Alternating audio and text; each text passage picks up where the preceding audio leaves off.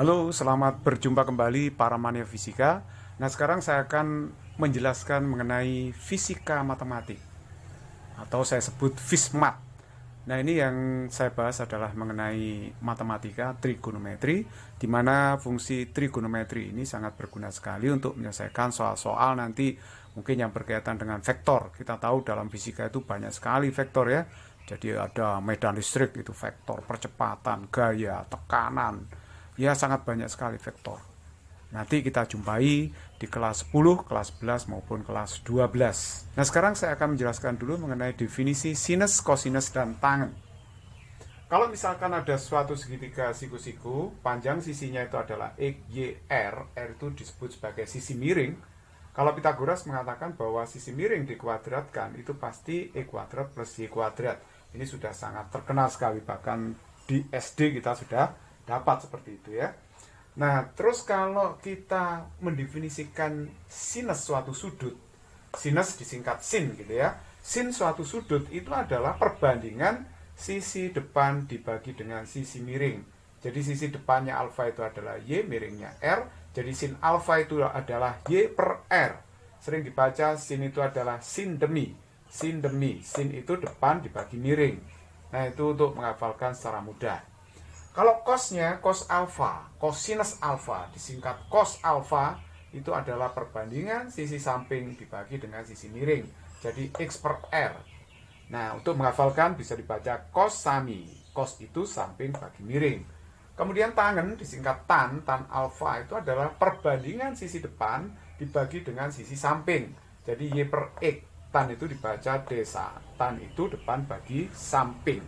Nah, bagaimana kalau misalkan segitiganya itu siku-sikunya seperti ini? Nah, sisinya A, B, C, C itu sisi miring. Berdasarkan hukum Pythagoras, itu C kuadrat pasti sama dengan A kuadrat plus B kuadrat. Nah, kalau ditanya berapa sin betanya, sin beta sudutnya kan ini. Sesuai dengan definisi, sin itu adalah depan dibagi miring. Jadi kalau begitu sin beta itu A per C. Nah, kalau cos beta berarti samping dibagi sisi miring. Jadi B per C. Kalau tan beta depan dibagi samping. Jadi A per B. A per B gitu ya. Kalau sin theta, nah theta berarti sudutnya ambil di sini. Di depan sudut theta itu adalah B, sisi miringnya adalah C. Jadi sinnya itu adalah depan sudut dibagi dengan sisi miringnya BC. Kalau cos theta berarti samping sudut dibagi dengan sisi miring, jadi A per C. Kalau tan theta berarti depan sudut dibagi dengan samping sudut. Jadi tan itu desa, jadi B per A. Nah, kebalikan dari sin disebut sebagai kosekan, disingkat kosek, kosek alfa. Jadi sepersin itu sama dengan kosek alfa. Kalau seperkos sinus itu sama dengan sekan alfa, disingkat sek alfa. Kalau sepertangen alfa itu sama dengan kotangen alfa. Atau dibaca sepertan sama dengan kot alfa. Nah, berikutnya sekarang saya akan jelaskan mengenai pembagian kuadran. Jadi dalam koordinat kartesius sumbu X sumbu Y, nah, nanti ada pembagian kuadran. Jadi maksud dengan kuadran 1 itu adalah kalau nanti sudutnya itu terletak di antara 0 dan 90 derajat. Namanya kuadran 1. Kuadran 2 di sini kalau sudutnya di antara 90 derajat dan 180 derajat. Sedangkan kuadran 3 itu kalau sudutnya nanti di antara 180 derajat dengan 270 derajat. Sedangkan di antara 270 derajat dengan 360 derajat ini disebut sebagai kuadran yang keempat. Jadi pengukuran sudut mulai dari sini berputar ke arah melawan putaran jarum jam. Sampai nutup sini berarti 360 derajat. Makanya di sini bisa disebut sudut 0 derajat atau sudut 360 derajat. Karena ini berputar. Nah, ini berputar satu kali putaran berarti menempuh sudut 360 derajat. Di kuadran 1, nilai sinus positif, kosinus positif, tan juga positif. Kenapa sinus itu positif? Kita lihat ya. Kalau ini misalnya saya anggap jarum jam berputar melawan putaran jarum jam, jelas panjang jarum R itu selalu positif. Tapi XY-nya bisa positif, bisa negatif. Karena ini sebenarnya menunjukkan suatu koordinat titik ini. Jadi kalau ini di kuadran 1, maka X-nya pasti positif, Y-nya positif. Nah, R-nya juga positif. Sin tadi apa? Sin tadi adalah Y per R. Y per R. Y positif, R positif, pasti sinnya positif. Nah, kalau cosnya, cos itu samping bagi miring. Miringnya pasti positif. Panjang jarum ini positif, nggak mungkin negatif. X-nya karena di kuadran 1, ya pasti positif. Jadi positif bagi positif. Positif juga cosnya. Kalau tan-nya bagaimana? Tan itu Y per X tadi ya. Y itu positif, X-nya positif karena di kuadran 1, sehingga tan-nya juga positif. Jadi kalau begitu di kuadran 1, nilai sin, cos, tan itu semuanya positif. Tapi kalau di kuadran 2, itu hanya sin yang positif, karena Y-nya positif di sini. Kuadran 2, R-nya pasti positif ya. Jadi Y per R-nya positif. Sedangkan kalau di kuadran kedua di sini, X-nya itu pasti negatif. Maka cos-nya nanti negatif. Tan-nya juga negatif, kan tan kan Y per X. Jadi sekali lagi di kuadran 2 itu hanya sin-nya yang positif. Sedangkan cos tan-nya itu negatif. Sedangkan kalau di kuadran 3 itu hanya tan-nya yang positif. Karena kalau di kuadran 3, X-nya di sini pasti negatif. Y-nya juga negatif. Y per X negatif bagi negatif positif. Jadi tan-nya positif. Sedangkan nilai cos dan sin-nya di sini pasti negatif. Jadi yang dihafalkan yang positif aja ya. Sedangkan yang di kuadran keempat, ini cos-nya saja yang positif. Karena cos itu kan X per R. X-nya positif, R-nya juga positif. Nah, sedangkan di kuadran keempat, ini Y-nya negatif. Nah, kalau Y-nya negatif, berarti tan-nya negatif, sin-nya juga ikut negatif. Jadi sekali lagi, di kuadran keempat, hanya kosinusnya yang positif. Nah, sekarang saya sajikan grafik fungsi trigonometri yaitu sin cos tan. Bentuk grafik sin X adalah seperti gelombang. Nah, nanti terapannya adalah di getaran, kemudian gelombang dalam fisika ya. Kita pasti akan butuh fungsi sin dan cos nanti. Nah, grafiknya adalah seperti ini, satu periode dari 0 sampai 360 derajat. Jadi kalau kita lihat, misalnya kita ditanya berapa nilai dari sin 0 derajat, sin 0 itu jelas di sini adalah 0. Sedangkan kalau sin 90 derajat itu adalah 1. Kalau ditanya sin 180 derajat berarti 0. Jika ditanya sin 270 derajat turun berarti min 1. Kalau ditanya sin 360 derajat berapa ini? Berarti 0. Jadi sin 0 sama dengan sin 360 derajat. Nah, berikutnya kalau grafik cos bentuknya seperti ini ya. Grafiknya seperti ini, mirip juga gelombang tapi dimulai dari nilai 1 di sini. Ini juga satu periode dari 0 sampai 360. Jadi kalau misalkan ini ditanya berapa sih cos 0 itu? Berapa sih cos 0 itu? Cos 0 adalah 1. Nah, kalau cos 90 berapa sih cos 90 itu? Cos 90 adalah 0. Seperti itu ya. Nah, terus kemudian kalau ditanya berapa nilai cos 180 derajat? Nah, cos 180 derajat itu adalah min 1. Kalau cos 270 derajat berapa ya? Nah, berarti 0 nilainya di sini. Nah, kalau cos 360 derajat berapa? Berarti sama dengan naik. Nah, ini 1. Jadi bisa dilihat dari grafiknya. Ini posisi sudut ekstrim misalnya 0, 90, 190, 270, 360. Kalau grafik tan, nah ini agak aneh, bukan berbentuk gelombang, tapi seperti ini grafiknya, Y sama dengan tan X, itu adalah seperti ini, dalam satu periode dari 0 sampai dengan 360. Jadi kalau misalnya kita ditanya berapa tan 0 itu adalah 0. Kalau ditanya tan 90, nah tan 90, ini nilainya adalah tak berhingga ya. Jadi ini enggak berpotongan grafik ini dengan garis yang tegak lurus sumbu X ini. Ini sumbu X. Jadi tidak berpotongan terhadap garis ini. Jadi nilainya adalah tak hingga. Terus kemudian kalau tan 180 di situ berapa ya? Nah, itu adalah 0. Kalau ditanya tan 270 berapa? Ya ini berarti tak hingga lagi gitu. Kalau ditanya tan 360 derajat sama dengan berapa? Nah, 0 nilainya ya. Jadi tan 180, tan 0, tan 360 sama dengan 0. Jadi seperti fungsi sin ya, sin 0, 0, sin 180, 0, sin 360 juga 0.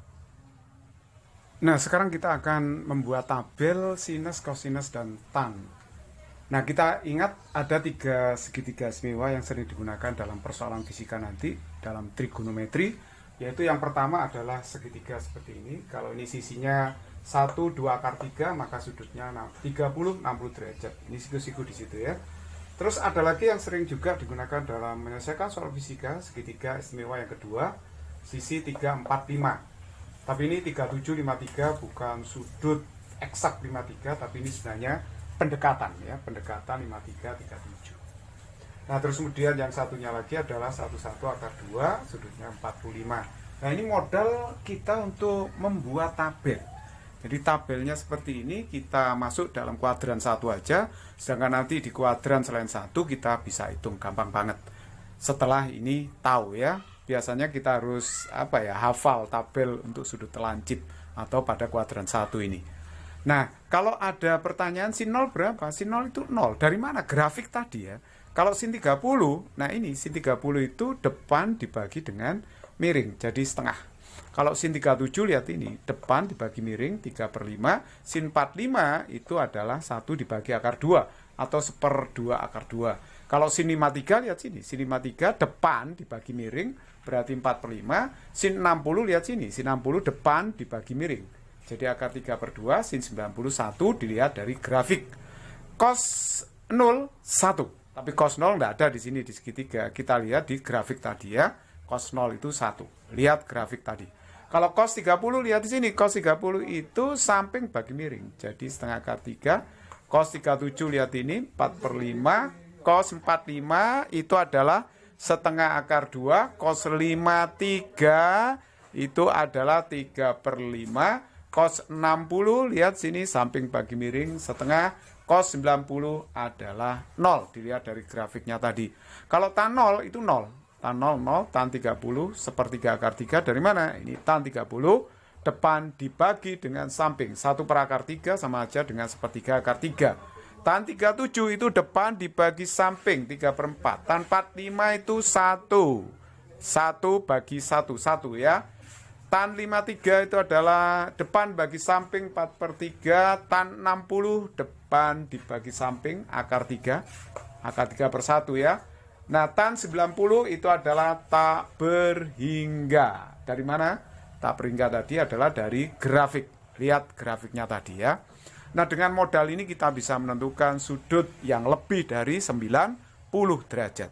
Nah, ini contoh soalnya, misalnya kita disuruh menghitung sin 150 derajat berapa. Sudutnya 150 derajat. Kita bermodalkan sudut lancip ini ya. Coba perhatikan baik-baik. Kalau kita menganggap ini jarum jam mulai dari sudut 0 di sini, berarti kalau begitu 150 itu ke sana jarumnya. Nah, sampai menempuh sudut 150. Berarti jarumnya berhenti di sini. Nah, terus kemudian ukur posisi jarum sudutnya terhadap sumbu X. Jadi terhadap sumbu X ini adalah 30 derajat. Kenapa? Karena seluruhnya kan 180 toh. Ini sudah 150 berarti ini 30 derajat. Nah, kalau begitu kita bisa memberi kesimpulan bahwa sin 150 derajat itu sama aja dengan sin 30. Kita perhatikan, ini kuadran yang pertama. Kuadran yang pertama itu nilai sin positif. Lihat tadi ya, diingat-ingat tadi. Jadi kalau begitu sin 30 lihat di sini adalah setengah. Nah, itu gampang banget. Contoh nomor 2, cos 120 derajat itu berapa? Gampang banget, langsung aja lihat ini ya. Nah, jarumnya memutar dari sini, mutar seret dari sumbu X positif, posisi 0 derajat, mutar sampai 120. Nah, jarumnya berhenti di sini. Nah, terus kemudian diukur posisinya terhadap sumbu X berapa? Kalau ini 120, berarti di sini adalah 60. Jadi kalau begitu kosinus 120 itu sama aja dengan kosinus 60. Tapi diingat-ingat tadi, hanya nilai sin yang positif. Jadi kalau di kuadran kedua, nilai cos itu negatif. Perhatikan sekali lagi, hanya nilai sin yang positif di kuadran yang kedua. Jadi ini hasilnya adalah min setengah. Contoh yang ketiga, tan 210 berapa? Tan 210, jarumnya mulai dari sini, kita mutar, seret, nanti berhenti di sini. Karena sini sudah 180 tambah 30, 210. Jadi tan 210 itu sama saja dengan tan 30. Berapa tan 30 itu? Tan 30 adalah, lihat di sini, sepertiga akar 3. Contoh yang keempat, sin 300 derajat itu berapa? Jarum mulai dari sini berputar melawan putaran jarum jam, berhenti di sini 300 derajat. Ini kan 270 tambah 30, sekitar sini ya. Berarti kalau begitu posisi jarum diukur terhadap sumbu X itu adalah 60 derajat karena total kan 360 derajat. Jadi kalau begitu sin 300 itu sama aja dengan sinus berapa ya? Sinus 60 derajat. Tapi perhatikan baik-baik di sini, nilainya positif atau negatif. Nilai sinus di kuadran keempat itu negatif. Jadi kalau begitu hasilnya adalah minus sin 60. Sin 60 adalah setengah akar 3. Jadi kalau begitu sin 300 derajat itu sama aja dengan min setengah akar 3. Contoh soal nomor 5, cos 390 derajat berapa? Jadi jarumnya mulai dari sini ya, 0 terus memutar melawan putaran jarum jam, seret. Nah ini sudah 360, karena 390 terus nambah 30. Jadi posisi jarum sekarang di sini. Nah, posisi jarum diukur terhadap sumbu X itu berarti 30 derajat. Oleh sebab itu, kosinus 390 derajat sama dengan kosinus 30 derajat. Berarti kita lihat kosinus 30 derajat adalah setengah akar 3. Nah, ini contoh soal yang ke-6. Sin 720 itu berapa? Ya jarumnya mulai dari sini, kita mutar melawan putaran jarum jam, gredek 360. Karena 720 masih terus gredek 2 kali berputar, akhirnya jarum berhenti di sini setelah menempuh sudut 720. Berarti jarum ini terhadap sumbu X sudutnya adalah 0. Sehingga sin 720 ini sama aja dengan sin 0. Jadi sin 0 itu adalah 0. Nah, jadi sin 720 itu akan sama dengan 0. Bahkan sin kelipatan 360 derajat itu adalah 0. Berikutnya saya akan menjelaskan mengenai konversi sudut ya. Jadi sudut itu biasanya dalam fisika yang sering digunakan adalah dua satuan, yaitu dalam derajat dan juga dalam radian. Jadi kalau kita misalkan di sini ada suatu titik materi bergerak dari A ke B menempuh busur S, bergerak melingkar dia ya. Jari-jarinya R, sudut yang ditempuh theta, maka theta sudut yang ditempuh itu adalah S per R.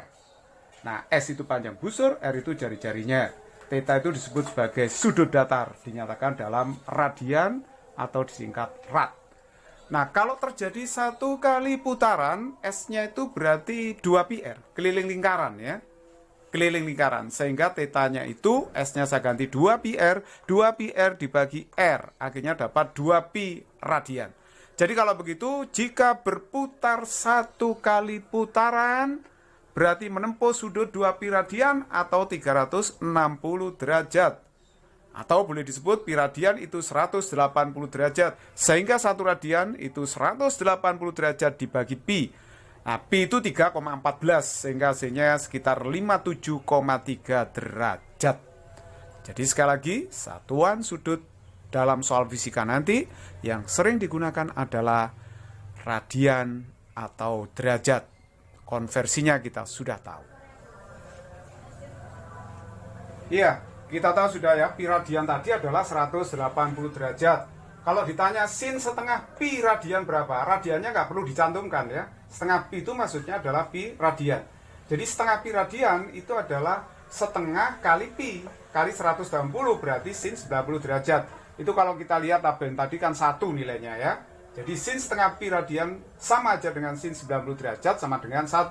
Sin 1/6 pi berarti pi 180 derajat bagi 6 sama dengan sin 30 derajat sama dengan setengah. Sin 1/3 pi, pi itu 180 berarti sama aja dengan sin 60 derajat sama dengan setengah akar 3. Ya, diingat tabelnya tadi ya kalau belum hafal. Nah, terus kemudian yang keenam, ini ada inverse atau arcsin cos tan. Ini adalah persoalan mencari sudut. Misalnya sin alfa kan tadi definisinya y per r, maka alfanya itu bisa ditulis sin pangkat min 1 y per r atau sama dengan arcsin y per r.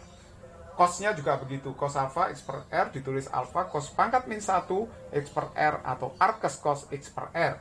Tan alfa y per x, alfanya bisa ditulis tan pangkat min 1 y per x atau arcus tan y per x. Nah, ini saya kasih contohnya, misalnya ada persoalan begini. Sin pangkat min 1 dari 1 berapa? 90 derajat. Artinya sin 90 itu 1. Gitu ya, jadi kebalikannya. Jadi kalau misalnya ditanya cos pangkat min 1 dari setengah itu berapa? Jawabannya adalah 60. Karena cos 60 itu setengah. Jadi ini mencari sudut. Yang ketiga misalnya arcus tan 1. Wah, arcus tan 1. Berarti ini adalah 45 derajat. Karena tan 45 derajat itu sama dengan 1.